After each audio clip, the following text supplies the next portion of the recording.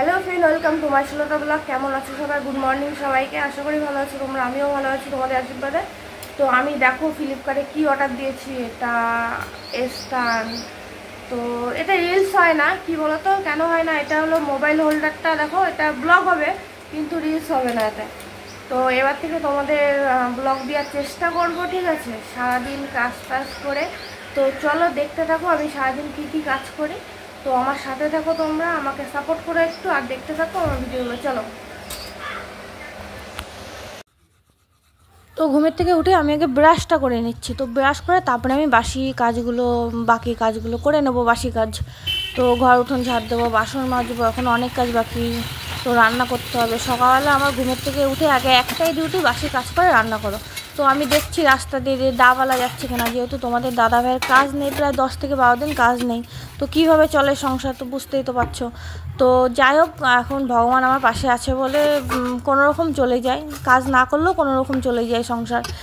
যেহেতু গাছে ডাব ছিল আর ইঁচড় আছে গাছে, তো রাস্তাতে দেখছি যে যদি ডাবওয়ালা যায় তাহলে ডাব বিক্রি করে যদি দুটো পয়সা হয়, তো আমি তাহলে একটু সবজি বা মাছ টাছ আমি রাখতে পারবো। তো এখন জামা কাপড়গুলো আমার কাচতে হবে। মেয়ের স্কুল জামা আছে, বাসি জামা কাপড় আছে।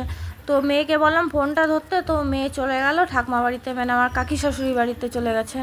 তো এখন কি করব, আর স্ট্যান্ড দিয়ে গেছে ফ্লিপকার্ট থেকে। তো আজ প্রথম ট্রাই করে দেখলাম যে কেমন হয়। তো স্ট্যান্ড সামনে রেখে আমি ব্লগ বানাচ্ছি। তো জানি না কীরকম হবে, যদি ভুল হয়ে থাকে তো ক্ষমা করে দিও তোমরা। তো দেখতে থাকো আমার ভিডিওগুলো, আর প্লিজ আমাকে তোমরা একটু সাপোর্ট করো। তো জামা কাপড় ভালো আমি চুবিয়ে নিচ্ছি ভালো করে। তো চুবিয়ে ভালো করে মানে আমি কেচে নেবো। তো জামা কাপড় আমার কাচা হয়ে গেছে। আর তোমরা তো দেখতে পাচ্ছ কলে ভীষণ সমস্যা হচ্ছে, জামা কাপড় কাচা যাচ্ছে না কল পারে। তো এই দেখো আমার নাতি, এটা তো আমার নাতি আমার দিক তাকিয়ে আছে, দেখো কী করছে।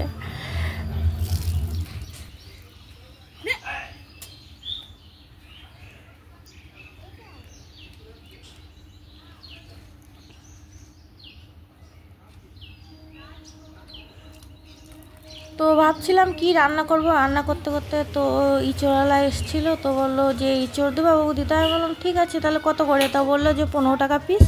তো যেহেতু মানে কিছু করার নেই, তো ইঁচড় তো আমাকে দিতে হবে, যেহেতু হাতে একটা পয়সা নেই এখন। তো সেই কারণে আমি ইঁচড়গুলো 15 টাকা করে দিয়ে দিলাম, 8 পিস, মাত্র 120 টাকা হলো, দেখো। তো তারপর তোমাদের দাদাভাইকে আমি বলছি যে কি রান্না করবো। এখন তোমাদের দাদাভাই বলছে ইঁচড় রান্না করো। তো দেখো প্রতিদিন ইঁচড় ভালো লাগে না খেতে। তো ভাবছি শুধু ইঁচড় রান্না করবো, ভালোও লাগে না খেতে। দেখো তোমাদের দাদাভাই কী করছে, এখন ইঁচড় কাটছে। তো আমি বললাম তা ঠিক আছে, তাহলে ইঁচড়টা কেটে দাও, কিন্তু ইঁচড় ছাড়াতে পারবে না তোমাদের দাদাভাই। তো কষ্টটাকে ফেলে দিচ্ছে, কেন না মানে কষ্টটাকে না ফেলে যেহেতু মেঝেতে দাগ হয়ে যাবে, তো সেই কারণে ইঁচড়টা কেটে কিছুক্ষণ রেখে দিল মাটিতে। তো তারপরে আমি ইঁচড়টা ঘরে নিয়ে গিয়ে আমি ইঁচড়টা কেটে নেবো। দেখো হাতে তেল দিয়ে দিচ্ছি আমি, যেহেতু সর্ষের তেল দিয়ে নিলে হাতে আঠা আঠা করে না। আর ইঁচড় কী বলো তো, খেতে খুব ভালো লাগে কিন্তু কাটতে গেলে ভীষণ কষ্ট হয় তখন। তো আঠা আঠা হয়ে যায়, বটিতে আঠা আঠা হয়ে যায়, হাতে খুবই সমস্যা হয়, কিন্তু খেতে খুব ভালো লাগে। তো ইঁচড় কাটছি আর ভাবছি যে শুধু ইঁচড় রান্না করবো, শুধু ইঁচড় ভালোও লাগে না খেতে, তো মাছ না হলে ভালো লাগে না। তো বলতে বলতে দেখি ডাবওয়ালা চলে এসছে। তো দেখো আমার এখানে করে ডাব আছে, আর যেহেতু তোমাদের আমি সব তুলে ধরতে পারিনি, যেহেতু 550 টাকা মতন ডাব বিক্রি করেছি আমি। তো যাই হোক, ভগবান আমার পাশে আছে, আমাকে এর জন্য আমার খাওয়াই কষ্ট হবে বলে, তো সেই কারণে আমি ইঁচড় দিয়ে চিংড়ি মাছ দিয়ে রান্না করব, আর লোটে মাছের ঝাল করব, আর হলো আলু উচ্ছে ভাজা। তো তোমাদের বললাম যে কি রান্না করব, কি রান্না করতে করতে দেখো ভগবান আমার পাশে আছে বলে ভগবানই আমাকে জোগাড় করে দিল সব। তো লোটে মাছের ঝাল করেছি, আর হলো ইঁচড় দিয়ে চিংড়ি মাছ দিয়ে তরকারি করেছি, আর আলু উচ্ছে ভাজা। তো তোমরা দেখতে থাকো। আর তো বিকেল হয়ে গেছে, তো ছাদে তো ভীষণ মানে ঘরে তো থাকাই যাচ্ছে না, ছাদ এত গরম। তোমাদের দাদাভাই আর আমার মেয়ে মিলে দেখো ছাদের উপরে উঠে কী করছে, জল দিচ্ছে ছাদে। আর তোমরা দেখতে চেয়েছিলে না যে আমার টিনের ঘরটা এরকম, আমার পাশে যে টিনের ঘরটা, আমি এই ঘরে ছিলাম, আর এই ঘরটা আমি লোন তুলে কষ্ট করে একটা রুম কমপ্লিট করেছি। আর দেখো আমার কলপারে কী অবস্থা, এরকম এটা ইঁদুরে খুঁড়ে কী করেছে কলপারটারে। তো সেই কারণে তোমাদের দাদাভাই এটা উঠিয়ে ফেলেছে। তো পরে ওটা বসিয়ে দেবে ওখানে মাটি দিয়ে। তো দেখো এই যে সিমেন্টের এটা উঠিয়ে ফেলেছে ওখানে ওই কলপার থেকে, তো ওখানে পরে বসে দেবে। তো চলো টাটা বাই বাই, ভালো থেকো সুস্থ থেকো সবাই।